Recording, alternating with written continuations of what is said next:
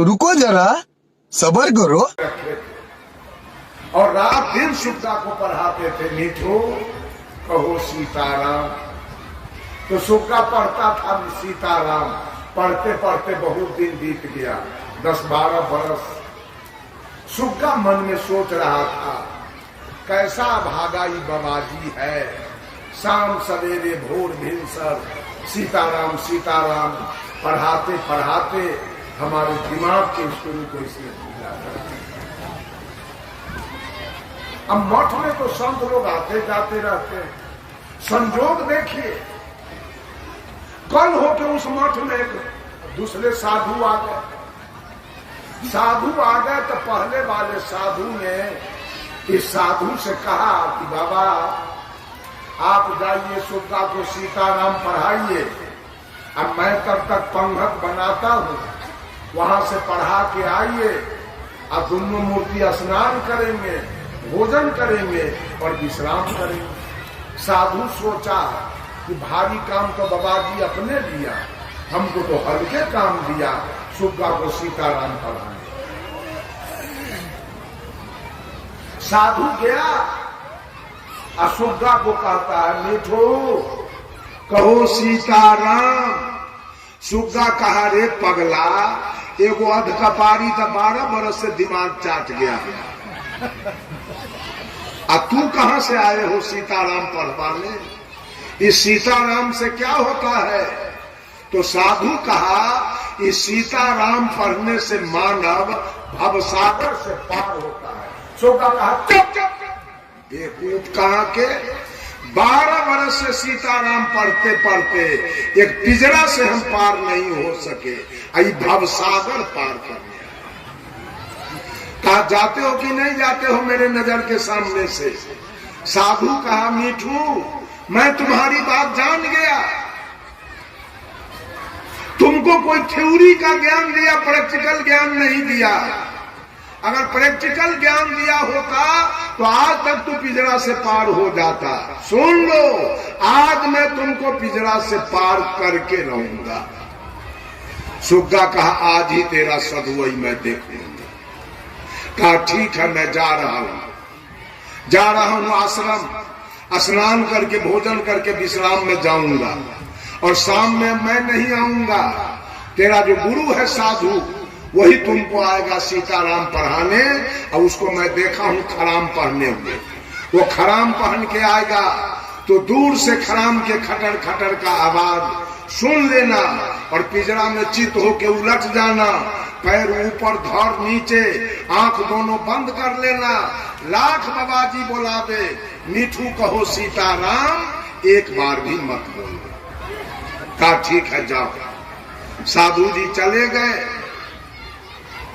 शाम में पहले वाले साधु आए और यहाँ आके कहते हैं, मीठू, सुग्गा उनके खराम के खटर खटर का आवाज सुना और पिंजरा में चित होके उलट गया, आंख दोनों बंद कर लिया।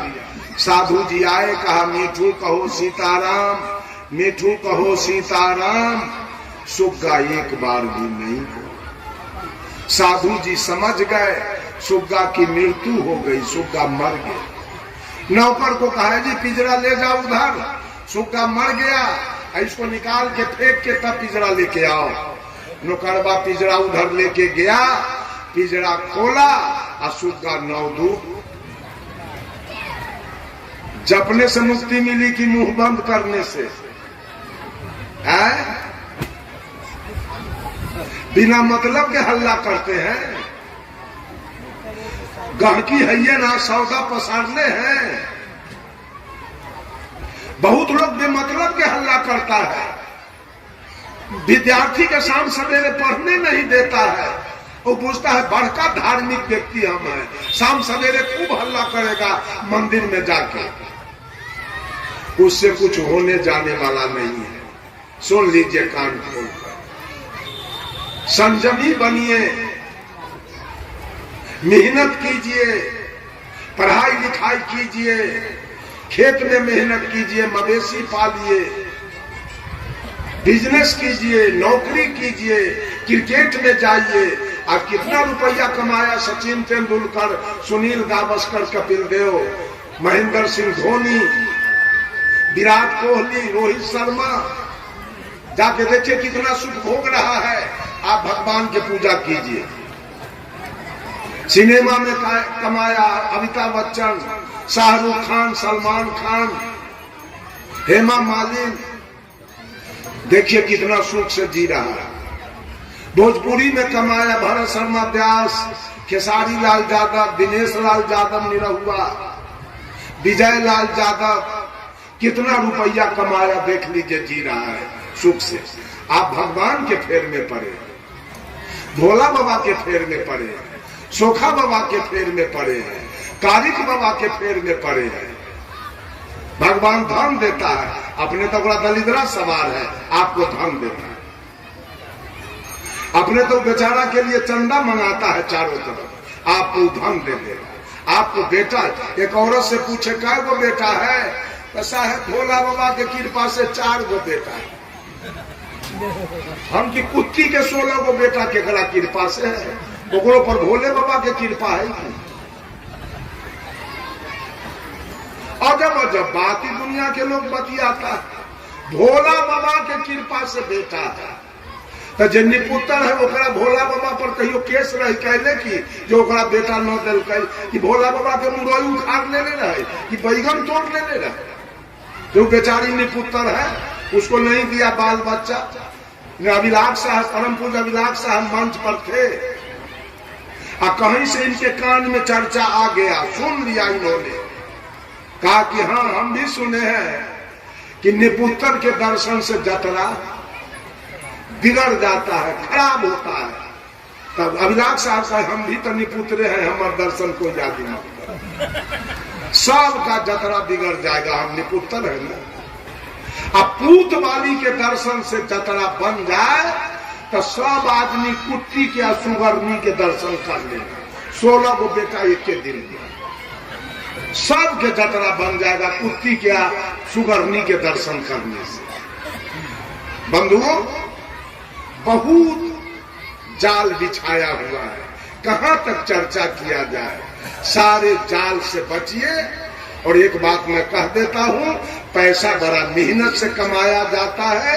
ये पूजा त्योहार और तीर्थ व्रत में रुपया को मत कमाओ, कुछ नहीं बनने बिगड़ने वाला। सारे रुपया को बचाइए और उस रुपया से बेटा को पढ़ाइए, उस रुपया से बेटी को पढ़ाइए, उस रुपया से जमीन खरीदिए, उस रुपया से मकान बनाइए, उस रुपया से गाड़ी घोड़ा खरीदिए, उस रुपया से बढ़िया घर में बेटी के दहेज देके ब्याह कीजिए।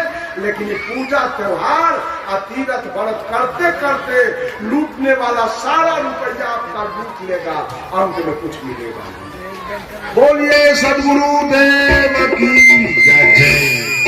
आज अंतिम सत्र है, सत्र की समाप्ति है।